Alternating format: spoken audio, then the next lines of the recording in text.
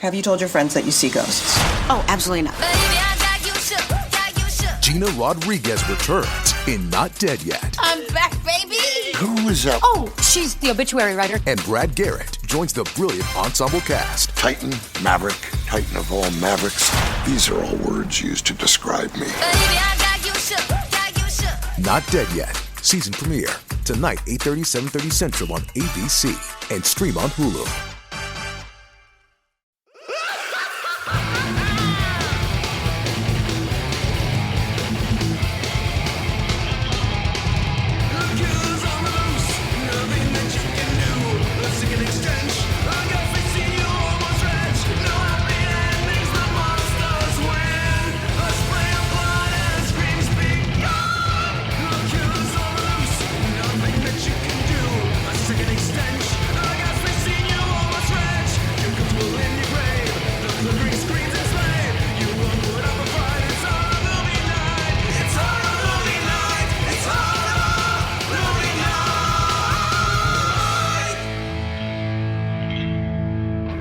All right, well, welcome to another episode of Horror Movie Night. We're doing a live attempt at this in front of a raging crowd of human beings. Shout out to the Jersey Ghouls. Yeah, I would like to hope at the very least that as this goes on, there's just like if you hear the sound of a door opening and closing, most of the time that's probably going to be good news for us. So, Yeah, because they're a captive audience. So we're doing 2 episodes. We're going to kick off with Hellraiser 3, which is, well, you said it really well. It's a bad movie sandwiched between the potential of a good movie. No, it's actually a good movie with a shit sandwich in the middle. Like it's okay. So the best part of the movie is when you have the credit roll at the beginning, up until Pinhead bounces out of his cocoon. We'll get his there. sculpture, and then it goes to shit. And then it becomes great again when Doug Bradley fights Doug Bradley in Pinhead costume till the end. That's what's worth watching in this movie. But then in the middle, you have this, like, Dream Master-esque... It's not. It's gonzo. Like, it's, like, insane that this was a movie. And none of this matters in the concept of the conceit of the franchise because it's all erased by the time the better portion of the last third of the movie comes back. Well, you can Also, completely Steven's here. tell. Yeah. Yeah, Stephen from Manilow Jones. How you doing?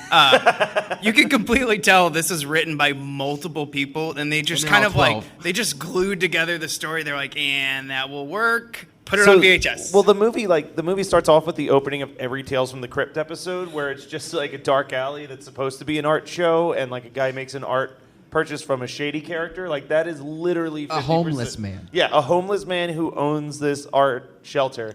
which I believe is the producer of this film. Which makes sense. Not And I surprised. actually, you mentioned it, but like I even have a note that says like this movie already feels like Dream Warriors, and it's like 3 minutes into the movie. Yeah. Like it's fucking weird. So then we meet JP. He's like our first real introduction character.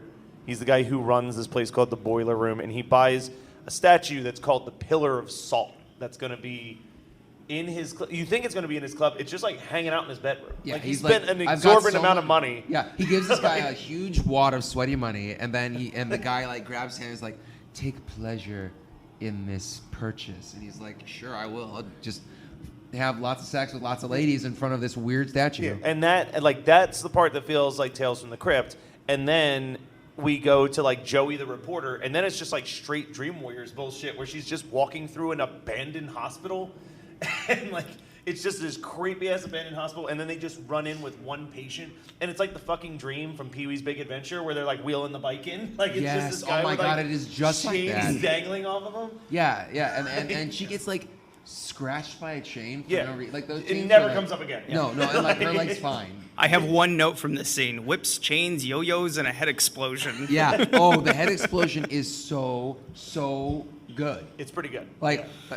anybody that is listening for the first time, like we do so many discussions about head explosions. It's like become a trope. Like, is there a head explosion in this movie? There is. It's already got a star from me. Like it's a good ass movie. So Joey decides that this has to do with JP. There's really no major explanation except for the words boiler room. No. So she grabs the girl. What's her name? Terry. Terry. Yes, Terry. Not to be confused with the actress who plays Joey's, whose real name is Terry. Real name's Terry. Yes. Yeah, we had that conversation in the car this morning. So she grabs her and is like, "Where did you come from?" Or what happened? Because like what you see is, what's the name of the JP? Yeah. What's her Who full is name? not a douchebag at all, am I right? I mean, Yeah, no, he's a real charmer. Yeah, but no, I'm not. Sorry, not JP. What's the name of the reporter? Joey. Joey. Okay, so Joey goes in, just like hanging out while this guy's getting pulled apart by these electrified, psychokinetic chains. Yeah. And his face, and head just explodes.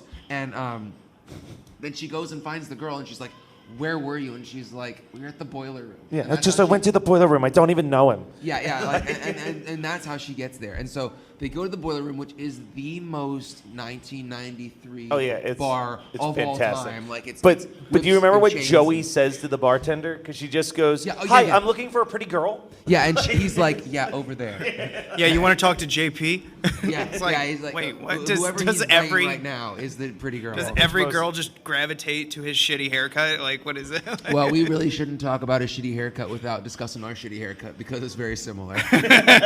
Except his is like a duck. Like I was like, no, what are It's you the early doing? 90s, like super greasy pomade. But then we're gifted at this point immediately to like a house level Vietnam flashback. Oh my dream god! sequence. And it's her dream. Joey's dad was in. He was in the shit. Yeah, he was in the shit. He was in the shit, and she has these nightmares about him dying in Nam. It's so like this is really obscure, but like this situation is like the helicopter's taking off, and he's just like, "But I'm okay." It's so dumb, but all I can think of is Daria. Like, there's a Daria episode where they do a parody of Platoon. I should just think of Platoon. Yeah, no, this is a straight Matt Kelly moment where you're like, I think about Daria. Yeah, I think 'Cause about, you're well, I mean, I fuck think about war Daria movies. most of the Yeah, like I just want to think about '90s TV shows. Yeah, but like we missed a line here where it says, she wants. They want tight stories, not tight. She wants to do tight stories, not tight skirts, right? She's got values. Yeah, she's straight like female empowerment as much as you're gonna get in Hellraiser 3, which is cool. It's but, more female empowerment than the rest of the franchise. Oh god, yeah. 1992 And female empowerment. Somebody like listening to this after the fact, figure out how much $10 in 1992 was, because they were filming this in '92, and like. It was $10 just to get into the club, and then it's probably $10 for a drink. So she's dropping like $40 fucking to like find JP and this girl that she saw for literally 30 seconds. Well, and like the girl that she ends up befriending, Terry. No, Terry befriends her because Terry just wants to live at her sweet apartment. Yeah. She's like, Terry is the like clingiest person. She's like, Know who "Can I she just- is? Can I just stay? In every way, shape, and form, she is Brittany Murphy in Clueless. Oh shit, you guys got coke here?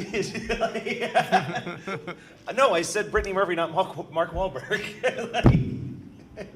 You're gonna have to like edit out all of like me. All the times you say it, you are so handsy. Yeah, you could have said the same thing last night, my friend. Hey, I'm the one who slept with him. That's true.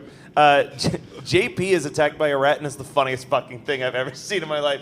Like, so he's got this pillar of salt statue, and there's just this giant hole where there used to be the little puzzle box, and someone ripped it out. I'm assuming the guy covered in chains in the hospital.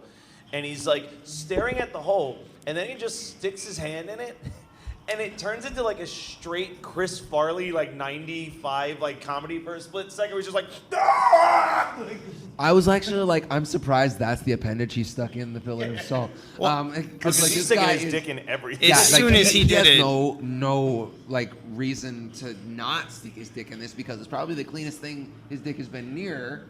But like we're missing the fact that Armored Saint is the band that's playing. Like, that is such an obscure reference. That's the note you have to this? I was like, who the fuck sticks anything in a giant random hole in a statue? There's no way. I would, like a stick? Maybe a stick. I'd be like, what's in there? I ain't sticking my hand in there. I've seen Indiana Jones in movies like that. No! Hey, by the way, Analog Jones is the name of your podcast, so of course you've seen Indiana Jones. Just a few times. Spoiler alert, I've made the theme song for that podcast as well, which is a straight Indiana Jones theme song ripoff. So not only is the actress who plays Terry a terrible actress, but the cook of the character of Terry is also a terrible cook. Who cannot understand the basics of breakfast. Like it's like she's surrounded by smoke, and it's like, well, if you were like Macaulay Culkin in Uncle Buck, this would be acceptable, but you're a 27-year-old woman in New York City, so you should know this at least a little bit. I just get takeout all the time, and I'm cute, and I bang my way into all my situations. She bangs it's totally away for okay. breakfast every morning. Yes, She's exactly. Never, How can she burn the toast so severely? How can you just stick it in once and it just catches like flame almost? I'm like, that's not how toasters work. And also, Joey is so nice. She's like, sure, I'll take 5 bites of this. Like, I'd be like, yeah, sure. What's that over there? And just automatically toss it in the disposal. So it was delicious. I ate it in 2 bites. Did you notice the hideous wallpaper that Joey had? No, I was still thinking about Armor and Saint. Yeah, I know. So you had the random bad one, and I'm like, ooh, that wallpaper. No, girl. Girl, come on, please. Patterns are so out. Yeah, well, but also this movie was. But now they're back in. Yeah, like this movie. has been Queer looking Eye at for the horror women- guy. This movie is like all the girls in this movie are like looking at girls on Instagram in 2018. Like it's just mom jeans that are acid washed to fucking back, crop tops, black hair parted down the middle, nose rings, and like a flannel shirt wrapped around their waist. It's and like a choker chain. Like I'm not complaining, but it's like Yeah, it's like, did you wear a pillow when like over your crotch when you were watching this? Because you love 90s, like no, 90s this is women. not me watching Scream in 1998 with my first girlfriend. I did not have an erection.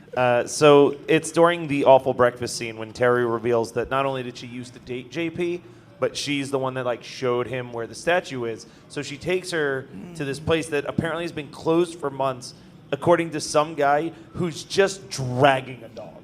Like the dog is not walking remotely. He's just pulling a chain. And what's even more absurd is that the dog is growling, but it is like in no way the growl that came from a dog that tiny. Like it's like this tiny Have Shih you Tzu, met but my it's dogs? like, I cannot wait to hear what that sounds like on the recording. And that was such an odd scene. Like that old guy, I was like, that has to be someone that like someone knows. Like, why are we adding this? And I could not find. I Googled all over the place. I'm like, no, Google, tell me. Well, Terry and Joey decide to break in anyway, and they find sketches of the box. But my favorite is they're just like, yo, this thing's a fucking scam. Like, this guy... I love how that's like the reason why Joey's like, I absolutely have to do this for my This guy's selling high school paintings. Like, yeah, that's the impetus, not the fact that she saw a guy turn into dust, like red mist. But like after that, we see is that where JP starts to bang this chick while he's like he's rough fucking this girl while smoking because a I cigarette, said he has some sweaty sex with a girl. What was it you were saying? Like he was like putting the It's like, ash no, on her vagina? there is no way someone's having sex while smoking like that. Because where are those ashes going? Like, I mean, this movie right was onto made her by 90s bush. This movie was made by Harvey Weinstein, so I'm pretty sure he's like, when I'm having sweaty sex, I like to smoke and ash a little bit in their like belly button, and who knows where it goes. Well, I don't know. The girl that he's having sex with has like the subtlety of a John Waters character. Like, she's just like sitting Tracy on the Lords bed. in a John Waters Yeah, movie. like she's just sitting there and she's like, I think I'm smart. And that's like her character is just like ditzy girl that's like, I know things. Like, and then she's just gonna love me and leave me. Did you come inside me? yeah, like it's literally awful. every She's line terrible. of dialogue could have been out of Desperate Living or like Female Trouble. Like it is, and it's not even like, oh, it's like the charming, like when John Waters was like still being weird, but like was some semi-mainstream. This was like John Waters doesn't give a fuck what you think of his movie, absolutely. John Waters. Yeah. I don't think JP gave a fuck. Did you see how high his underwear went? Like my girlfriend walked in during this scene and she goes, oh, is there boobs? And then she goes, what? why is his underwear so high? And I'm like, this is your question. Like, the this girl- 1940s and the 1990s, everybody was like, oh, I don't want anybody to see my belly button. Well, the girl in this movie refused to show her boobs, so like the whole time they're having sex, she's got her elbows like this. They're solid though. Like, I appreciate the fact that she stood up for herself. This movie is totally women's empowerment. Yeah. For 1993, she was like, you know what? I'm not showing nip. You need to pay me extra. And they were like, nah, girl, you're gonna show your boobs. She's like, no, I'm not. Like, tricked you. So this is when, so the statue She gets skinned and pulled in the statue, right? Well, we failed to mention 15 minutes in that Pinhead is inside of the Pillar of Salt. I think that is kind of implied by the fact that it's Hellraiser 3 Hell on Earth, right? But yeah, all of a sudden, she's like, you know what? Like, she's yelling at him, and she's like standing up for herself, and I'm like, go, girl. And then, like, out of Into nowhere, the Pillar of Salt. out of nowhere, like, Pinhead's face just opens up, and he's like, suck. And, like, just, she's like... It's awful. It's awful CGI. It's the only CGI in this movie, though.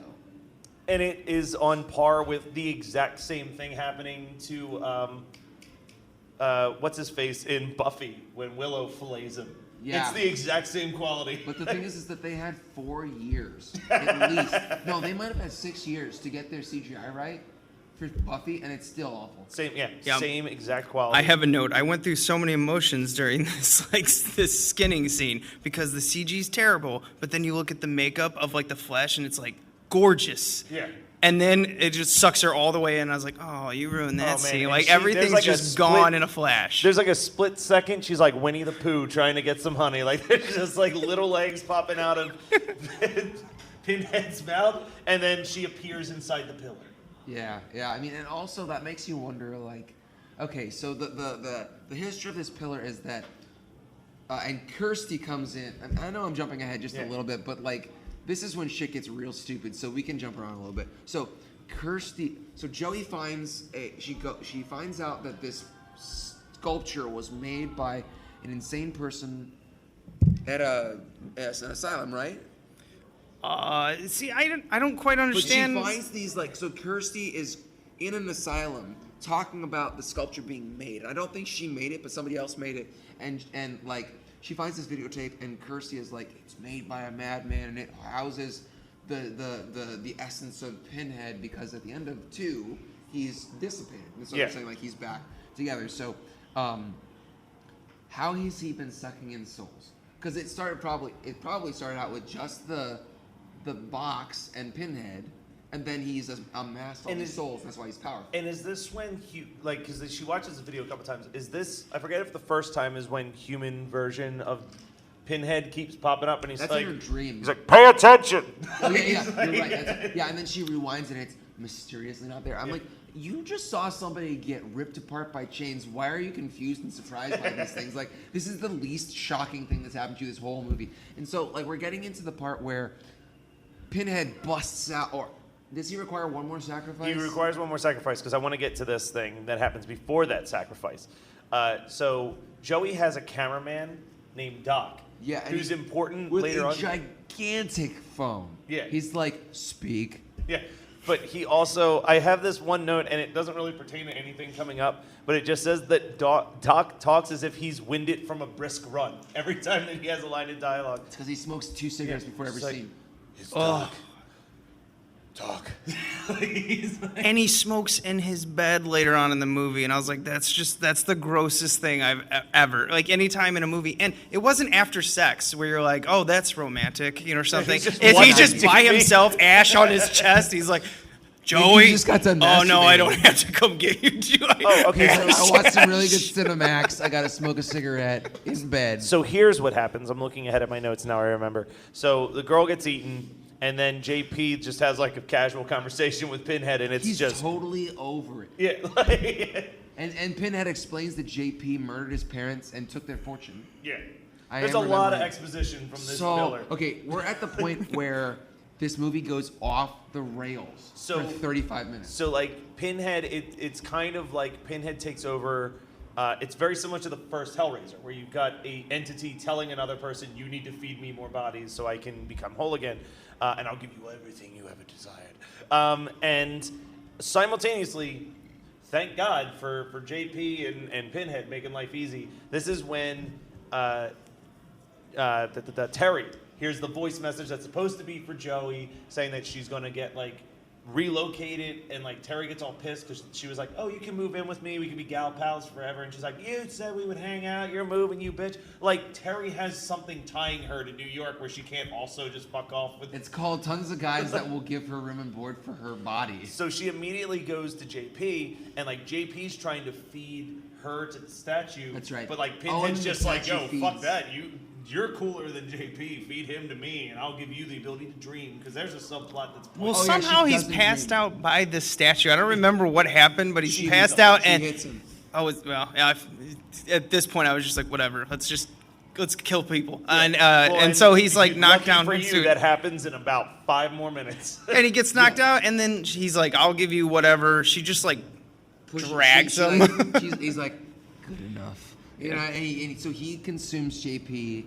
So we get rid of that stupid haircut. Yeah. And then he busts out of the column, right? Yeah, it's He like Michael Bay explodes movie for a out, like, split yeah, second, yeah. like And- completely unnecessary. Yeah, and explosion. then he like goes into the boiler room, and there's no time of day that people are not at the boiler room getting fucked up in their like goth wear. And so he comes in, he's like, shall we begin? Like the door's all locked, the fire goes, and like then It kind of just felt like he walked into Monster Mania this week. Like, it's just... man, that is topical as fuck. Except for the fact we're not posting this for another month. Well, they probably read the news by then. Yeah, well, hopefully it'll trickle down. Trickle down economics. But yeah, this is where we get we get two things that happen kind of simultaneously. We have the nightclub massacre, which is crazy when you talk about it. This is also when suddenly Joey is finally having a conversation with Pinhead's human self, who she refers to as Spencer. In her dreams. Yeah, and he's like, look, after what happened in the second movie, he's like, it's a long explanation. Go sit down, watch him, come back for review. That's right. He's like, I was split in two entities, so like, I am all of his conscience. I'm like the piece of good that keeps him tethered to like humanity, and now he's just an unhinged evil motherfucker. Which is ironic because he was pretty unhinged and evil in the first two movies. But here's the thing. In the first two movies, everything was tied to the box. If you open the box, that's where you get the punishment. Right. No one's touching that goddamn box in this nightclub. He's just like, fucking, you're going to be a CD monster. You're going to have a camera embedded in your head. Like, he's just like... You're gonna be the bartender. He's like the is goddamn Wizard of Oz, he's just like- granting wishes for people over there. the shittiest wishes. Like that bartender probably doesn't want to see any alcohol. Like I've been a bartender, and Steve has been a bartender, and it makes you not want to be around drunk people. But this guy's like, turn me into a bartender Cenobite. So did you catch that there is a director? The director's cameo in this movie is insane. No. So Joey calls Doc, and she's like, get your camera, get down to the boiler room. We've got a big report. There's a news report on Channel 4 of this massacre. And like, Doc's flipping through the channels, and what you're supposed to realize is that there's no news report about a massacre on the boiler room and that her TV's unplugged. But while he's flipping through channels, there's one channel that's a guy being interviewed on TV, and it just says the director's name and director. So it's Oh like... wow. That is so like smacked him in the face, but like I didn't even catch it. This is my third watch of this film and probably my last. So this portion that we're discussing right now is the stupidest thing that happens in like any Hellraisers because it doesn't matter. Yeah, like but it's so- not the worst Hellraiser, but this is the stupidest thing. Yeah. So here's the thing. That I agree with. This is the shit sandwich portion of the movie. Absolutely. But it actually has my favorite scene in the entire movie. When they're walking down the street? No. When she walks into the club and it's just mangled corpses splattered everywhere. The only problem is that Joey's crying is the worst crying I've ever seen. Nobody's a good actor in this movie. Like- like Doug Bradley's actually I take it back. Doug Bradley is the best at Pinhead in this film. Yeah. Like this is Yeah. my favorite Pinhead, and there are a lot of Pinhead. There's about like 10 of them. Yeah, like well, I mean Doug Bradley plays the definitive Pinhead, obviously, but like this is his best presentation of the character, in my opinion, because when he discusses why he became Pinhead, it's very Clive Barker, and then like the fight is great. That's why I'm saying the last quarter of the film is really I am very entertained by this movie. But the first time I watched it, it might have been 98, 99. I was definitely like my freshman or sophomore year in high school, and I was like, man, I want to love this film, but the middle just is so unnerving and just it doesn't fit. But, but the CD Cenobite, we gotta talk. We'll get there. I have a note that's right before that I forgot that I wrote down, and it's my favorite thing. So Joey sees Pinhead. She starts running through the streets. And like this is just before you're introduced to all the Cenobites. Is this what does he do the exposition about his plan? Yeah, he tells her everything, and that's like it's a great little monologue. So she's running through the streets, and shit's just blowing up. Yeah, it's like everywhere, left and right. It's like the boiler room has become this street. So my They note, spent so much money on this. my note says Joey's running through the streets, and it's like Michael Bay directed the "Welcome to the Jungle" music video. Because it's like, I was actually thinking Michael Bay directs that scene in Masters of the Universe that they did only at night, where they blew up all these like storefronts and they weren't supposed to. So the only thing that I remember vividly from this movie is actually Doc as a Cenobite with the camera shoved in his head. Time for your what does he say? He's like, "Time for your closure." And then he like pops one guy in the face, which is like so Freddy Krueger Nightmare 5. Yeah. Like it's so bad. So he has two shitty puns. So here's the thing that's important to note, and I found this on the trivia page. The bartender and the CD Cenobite were complete last-second additions. That makes absolute sense to me. By Terry Atkins. Terry Atkins is the writer, so he's the man you have to blame for a lot of the bad ideas in here. Well, but the thing that, like, if you think about it, the biggest reason why that's so obvious is that they're the two Cenobites that Joey has no fucking relationship with. Like, having Terry and having Doc and having JP, it's like, okay, these are people that she's interacted with in this movie. She asked the bartender where the pretty girls are. Is like, there, that's is there the a extent JP of their Cenobite? Yeah, he's the one with the fucking pillar inside of his head. Oh, that's right. Yeah. He's the most forgettable. He's the of the bunch. jackhammer Cenobite? Yeah, Come why? on. But he went in so bad.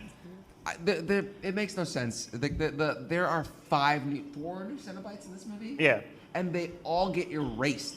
Like nothing that happens. None of them are as cool as the Cenobites from the first movie. No, like nowhere near as cool as like absolutely Butterball or Chatter. Or Yeah, that's because that was made by people with talent. Cenobite. Oh yeah, there was a girl doing a female Cenobite mixed with Pinhead at the convention. She looked great. Yeah, she looked incredible. Yeah, she's great. But like nobody does CD Cenobite.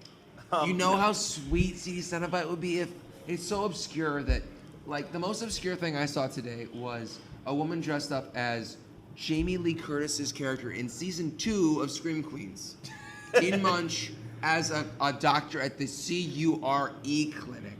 And I was like, are you Teen Munch? And she's like, you are the second person to catch that in this like 20,000 people that are here today. Exactly like Jamie Lee Curtis. She had the hair, she was already gray. And she was trying to give me yogurt. Like it was, dude. It was really weird. I am vegan and I would drink her yogurt. Like I would just be like, Jamie Lee. She's like, are you backed up, me, baby? Are you backed up? And I was like, I don't know, Jamie. Not anymore, baby. So, I know I'm harping on the explosions, but I have another note that says, Disney is the second biggest purchaser of explosions, behind Anthony Wilcox's Hellraiser 3 set. So Pinhead's like self-crucifixion hospital church scene is like one of the most shocking things that I could think appears in a 90s horror movie. I love the sacrilege of this movie. Like, should be no surprise to regular listeners. No surprise to anybody that listens to our show at all. Yeah. But like, I am in love with this version of Pinhead because he is so sacrilegious. He's who I aspire to be on a daily basis. So here's the thing that I think is really funny about this, because it's kind of like very misguided. He's like, Jesus loves you this much. Crucifixion joke. Well, like, Anthony Wilcox apparently had like a real issue on his hands shooting this scene. Like, no church would let him film inside of them. But like, and this was in North Carolina. This is Bible Belt. So most of his cast and crew were like, we ain't filming it. And his justification, like, come on now, Anthony Wilcox, is he said, this is no more sacrilegious than when Christopher Lee would tear up a church in a Hammer movie. It's like, It was a different time. It's like Christopher Lee slapping a cross off of a table is a little different than Pinhead. Christopher Lee is a fucking nails cat. in his hands and like like Christopher Lee. No, he's putting maggot nails in his hands and being like, Jesus love me this much. Christopher Lee is like a pissed off cat who's like walking up to a cross and just being like, boop. Well, doesn't Pinhead pull two maggot nails out of his hand and he goes, Jesus Christ walked into a hotel one time and he dropped 2 nails on the table and said, put me up for the night. Love it. Fucking great. Beautiful. So I'll cut that for my mom. No, you're keeping that in, and your mom just doesn't get to listen to this episode. She doesn't listen. So there are some really, she knows better. Also, this is where the movie gets good again. Yeah, because he sends the Cenobites back to hell. Yeah, like when the Cenobites leave and we forget all about how stupid they look. I want to talk about the actual good lines that Pinhead has here. He has a lot of really good lines. Yeah. So he says, "A dream of one war is the dream of all wars." That's actually, I'm sorry, that's Spencer that says that. I love that line. It's so poetic and great. And then the line that I love, and I'm going to say it all in full, and I apologize for bringing the ridiculousness of this film down, but this is what we need to get to the last quarter of it. This is what Pinhead says to Joey before he's about to kill her and unleash hell on earth. "There is a secret song at the center of the world, Joey, and its sound is like razors through flesh. Oh, come, you can hear its faint echo right now. I'm here to turn up the volume, to press the stinking face of humanity into the dark blood of its own secret heart." And that's why I love this Pinhead, because that's what Pinhead should have been from day fucking one. Poetic, dark, so sacrilegious. And this would be my absolute favorite franchise if they could have had the writer of that scene in the entire franchise, because it is so good. That's when when I saw this movie for the first time in high school, I was like, man, I want more of that Pinhead. Yeah. And I forget every time I watch this movie that All the I'm bullshit like, you gotta that's sit through to exactly get there. why. Yeah. That's exactly why Pinhead is a memorable horror icon. It's not the visuals, it's not the box, it's the fact that he can be nuanced and really poetic. Well, we have had a lot of conversations sitting at our table, but we were talking about, neither of you had seen Black Panther yet, but I was telling you how much I really like the villain in Black Panther. And the reasoning that I was saying was the scariest villain is the one that their actual thought process makes a lot of sense, and it's the crazy the way that they go towards their goal is fucked up. You can't hate a villain who is logical in their execution. Yeah. So and Pinhead is actually logical and has a reason for being in the last quarter of this film. It's absolute bullshit in the that 30 minutes before we get to this point. But Well, and then the other scene that I thought was kind of cool, because I like this element. I was recently on the Jersey Ghouls podcast. Oh, hey, what's up, Jersey Ghouls? I can barely see them through all the people. Yeah, the crowd, the seas. But we talked about Hellbound, and one of the things there's a lot of issues I have with Hellbound. All in all, I like the movie. But one of the issues I have is that it gives us way too much background on way all too of much these characters. Absolutely. But I really enjoy the way that a Cenobite is created. I find that really sure. So the scene where Joey's being kind of almost transformed into a Cenobite, I'm kind of yeah, this would have been cool to do this for some if of they the had other ones. one new Cenobite that made it to the next movie, it just doesn't make any sense that they would have 3 or 4 new Cenobites that completely are negated at the end. Well, I was wondering. The next movie's hopping into all different types of time periods. We're gonna talk about Bloodlines sometime, Were because they I just trying want Cenobites and corsets. That's all I want. Were they trying to get into Freddy's territory where they're Absolutely we're right. going to have an entire toy line? I mean, that's Clive Barker has those. Yeah, was it it's monstrosities or something like Clive that. Barker's nightmares, or I don't remember what it's called, but That's what I saw. They have new Cenobites that are strictly for the toy line, and Rebecca from Shockwaves and her husband write the current Hellraiser comic book. And they create their own Cenobites for the comic book. Well, she used to, if you ever listen to Killer POV, she got very much into reading the Hellraiser comics. And I've never read any of them, but she said what was really cool about them was that there'd be issues that she was it was literally just Tales from the Crypt. It was just these issues that were just one issue would just be about a clown that's in hell and what he did on Earth that put him in hell and how he became this and it was just behind the scenes stories of all of these demons they just created. She was it was fucking awesome. And she developed this desire. She was I want to make a Hellraiser movie with no Pinhead. Just a completely original cast of new Cenobites, start from scratch and develop this world as there are thousands of these things in hell. It's but not about I would this main love one. to know why a Cenobite is decided upon. Yeah. I know that we are railing on the fact that there's too much exposition in Hellbound and also like kind of too But much exposition here at times.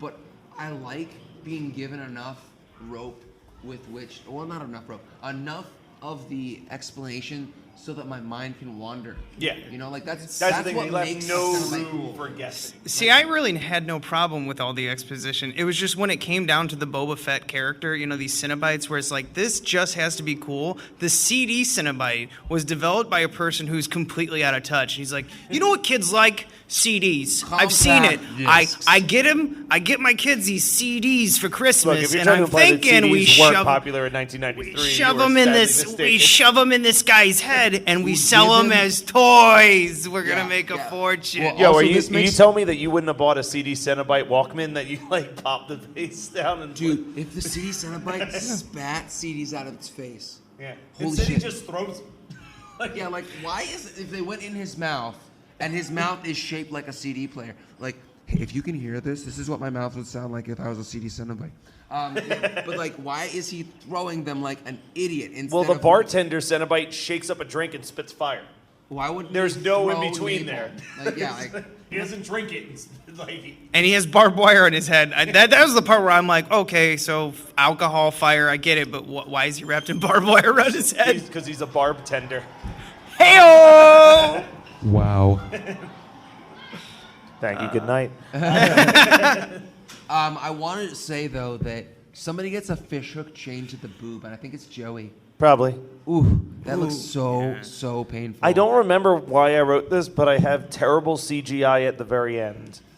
Is that when is he getting sucked back? Yeah, into he the gets box? sucked into the box. Oh yeah, there is another bad part of piece of CGI where he's like raw, and it's total Lawnmower Man type Yeah. CGI where they basically just skinned him. Like I don't mean skinned like they skinned the Like girl. they skinned the one girl, yeah. They put a skin of him in the computer, and then they just basically like it doesn't need to be mapped at all. It's just like a piece of paper, a piece of silk going into a box backwards, and that's a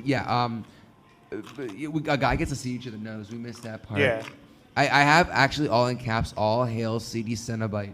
The greatest thing to ever come Of the entire franchise, which is just, it's sarcasm, by the way. Oh man, mine is CD Cenobite. I fucking love this trash. But the thing is that I have to take back. So for years, I have criticized CD Cenobite, and I have to say that CD Cenobite is so much better than I remember it, and Camera Cenobite is so much worse because he has these shitty puns, like these zingers that are supposed to make him a Freddy. Like it's Freddy's dead in a Cenobite, and it's so bad. But then we get like Doug Bradley versus Doug Bradley. At the very end, he gets sucked into himself. The cool face melt thing I really enjoyed. I kind of dug it. Like it's not great CGI, but for 1993, I can forgive it. Yeah.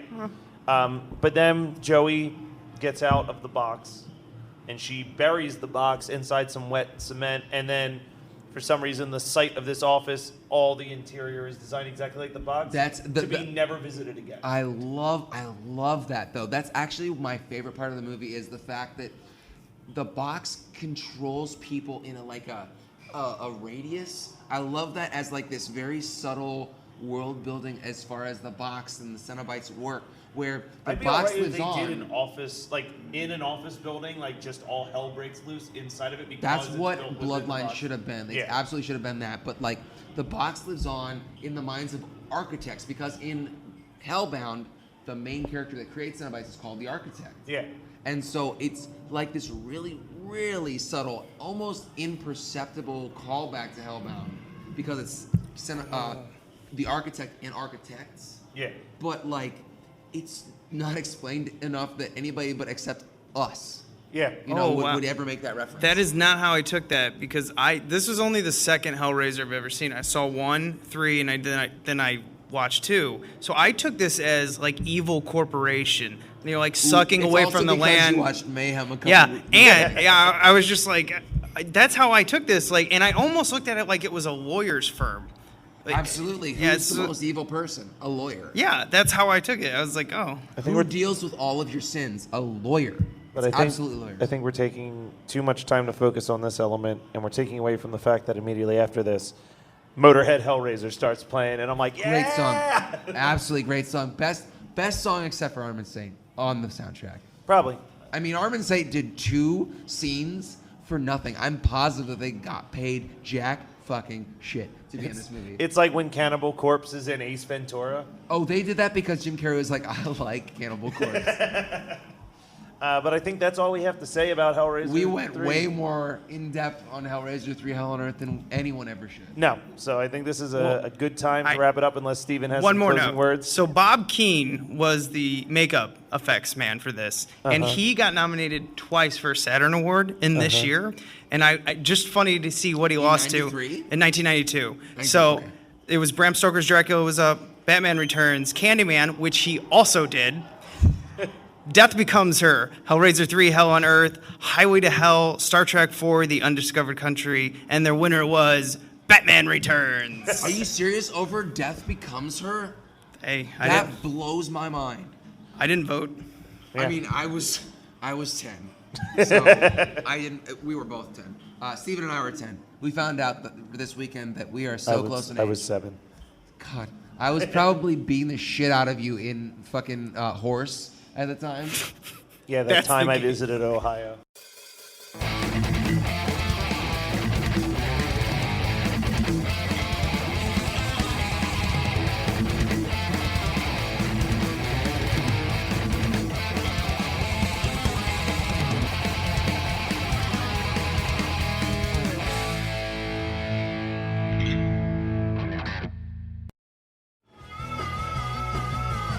You're listening to the Geekscape Network.